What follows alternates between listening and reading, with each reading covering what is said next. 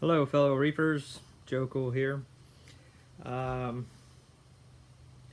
Back from my hunting trip and finished with the Christmas party here at the house. So now I'm back on the tank build. As you know, I've already got the glass, and I have the epoxy's been sitting on here a while. As soon as I got back last week, I filled this up with a half-inch of water on it on the stand here, and everything was perfect with that. A couple of you'd asked about the durability of the epoxy. Um, People have been using this for years, and I have yet to see a complaint about not lasting a long time. Generally, it's what you do to it to impact it. Since it's not in a pond that's outdoors, and I'll basically be controlling any kind of damage to it, I think it's going to last a long time.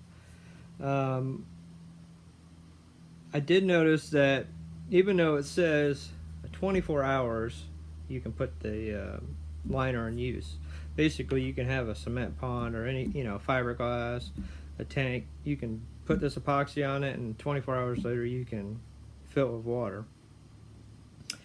But what I've noticed, though, is that yes, you can do that, but say the next day, 24 hours, you could say, let's see, here's the tank here. You could press your nail onto it, right? And it would bounce back and flatten out. It's kind of rubbery. And it would do that pretty easily. But when I came back after being gone 4 or 5 days, it was significantly harder. Can't spit the words out today. Now it's been even longer. Not that it needed the extra time, but since it's been longer, I mean, I don't know if you can hear it, but it's like hard as a rock. Now, if I push my nail into it, you can barely see an indent, but it's pretty much self-healing. It does very slowly, it'll come back, but it's really hard. Now, the rollers I were using, I don't know if you can see all these little bumps. All these little bumps in here. All this stuff. The nap on the roller I was using, the one Home Depot didn't have, or home store didn't have the smoothest of naps for my Whiz roller. I found them at another Home Depot, but what I decided to do, if you come down here, is I'm just taking my 60 grit pad and I'm sanding it down just to get those little it's just little nylon pieces from the roller, but I don't really want that. I want it to be pretty smooth. So like the shirt my wife got me while I was gone, the addiction. It's about right. So anyways, going to sand all that down, and then I'm going to use, I have an electric Graco sprayer. Not like, I have a bigger one I use for houses and whatnot, but this one's a handheld. I use it for spraying doors, trim, furniture, and whatnot. I am going to mix up the final coat, even though this is technically done. I'm going to sand all these bumps down, and then I'm going to spray.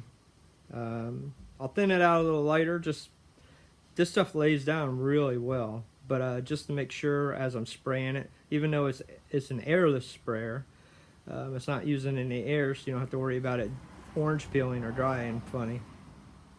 But I'm just going to sand these little bumps out, and then put one nice smooth coat over it, and be done with it. Before I do that, though, I plan on doing my drains. Find my bucket here. Now, this is not a typical bulkhead that most people would use, like this Spears one. The Spears 2-inch, this is threaded, but if I wanted to slip, they're like $70. Yeah, it's a fantastic bulkhead. And you know, it's important not to have any leaks. This one's got a really good gasket on it and coarse threads for the nut to tighten up. I'm going to use this for my return pump. My return pump in the sump, I'll use this, and just as a vibration mostly, I'm going to take the union that is on it and cut the valve off, and then if I want to stop the water, all I need to do is take a plug, a 2-inch a piece of pipe with a cap on it, and then jam it in there, and it will block any water from falling out. Even with the valve, you're still, if you open up the reflow pump, you're still going to have water that pours out of it regardless. So, you know, as long as you're ready to accept half a gallon of water or whatever's in that short bit of pipe. But by doing that, I'll be bringing the reflow pump about this far from its water source. And if you read the paperwork from reflow, the bigger the opening immediately after the intake of the pump, the better.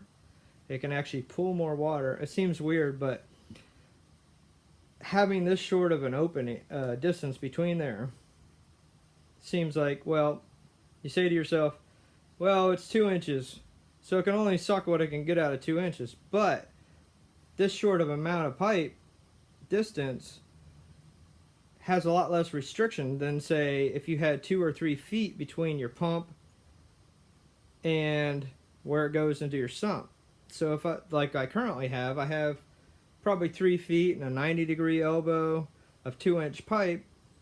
That's restricting, it's slowing down the amount of water it can suck through it. So yes, it's still at 2 inches, but the pipe itself and the elbow and the other bulkhead that I have are actually causing restriction and reducing the flow rate. So by having this not too far from the opening of the pump should increase the amount of water that I'm going to suck. Then on top of my reflow pump, I have it's an 1.5 inch outlet. It is going to go from 1.5 inches to 3. By 2.5 inch pipe would be ideal, but it's not readily available. It's just, you know, easier just to go to the store and I can buy what I want. So I'm going with 3 inch. If you read the paperwork from Reflow about the pump, it says that you should go larger than just because the inlet and outlet are the size they are, does not mean that's the size you should use of your piping in order to reduce friction loss and pressure and all that. I am not going too far up, so I thought about just going to 2 inch, but I'm just going to go basically right after the union, a couple inches up from the top of the pump, and go from 1.5 inch to 3 inch pipe. And then any elbows I make essentially aren't going to have much restriction because it'll be a swept street elbow, and there's not a lot of restriction through these elbows. So basically you'll come off the pump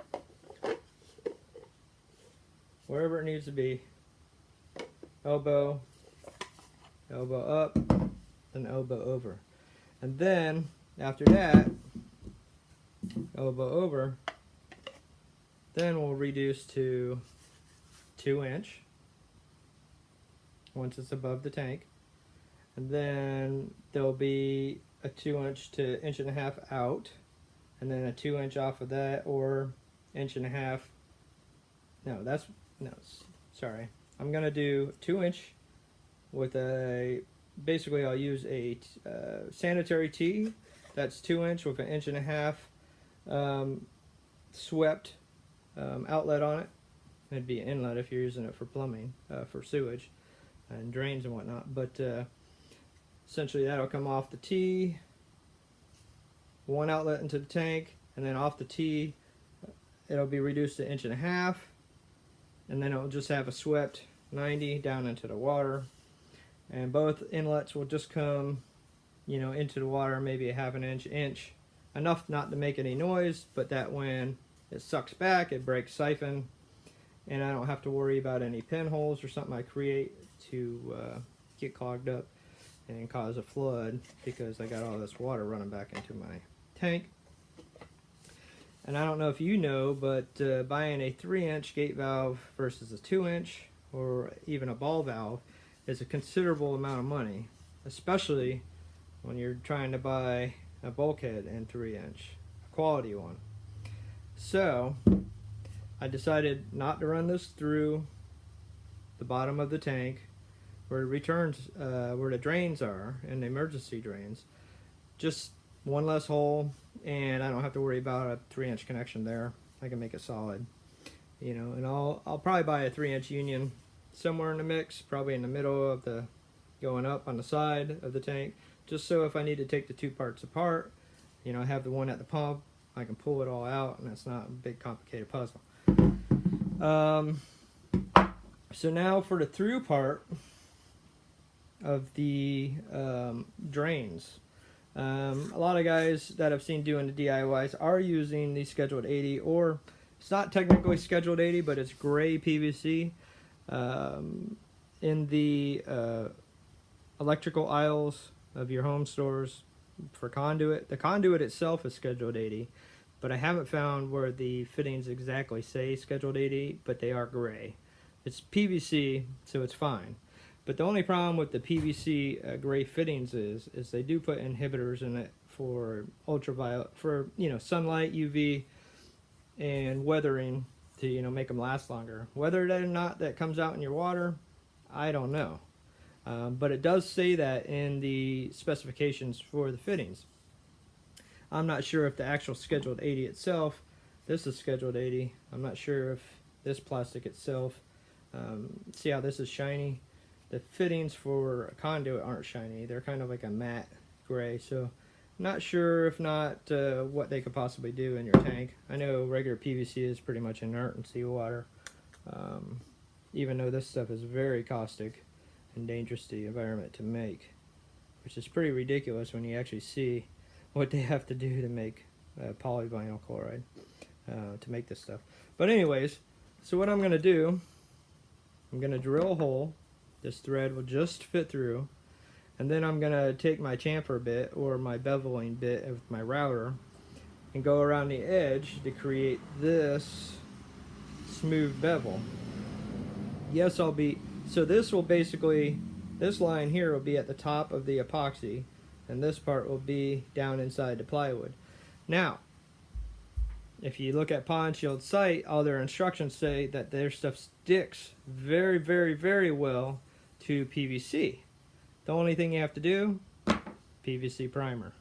Okay, so I've already told you guys that the aquarium silicone sticks very well to the Pond Shield Pond Armor epoxy. You just scuff it up a little bit with some 60 grit, and it sticks very, very well. So I will epoxy after I sand some of this down so it's nice and smooth. I'll primer it, I'll epoxy it before I use any of it. Don't really have to worry about this side. And then, of course, that's why I'm going to wait to spray the last coat of epoxy until after I drill these holes and these sit good in there. And I know I can tighten them up well, where I don't feel I'm going to have any issues. So once this part's epoxied, I will, and the hole's all epoxied, I will get this pretty close, because the try and do kind of like injection molding like I'm going to do with the glass in the tank with the sealant. I'll get this just about tight. I'll squirt the silicone in there and tighten it as fast as possible. Also get some on the threads, you know, in this area that's going to be in the middle of the plywood. It's going to be epoxied, of course, so it should stick fine. And I will I'm going to pre-test these first, and I'll mark them.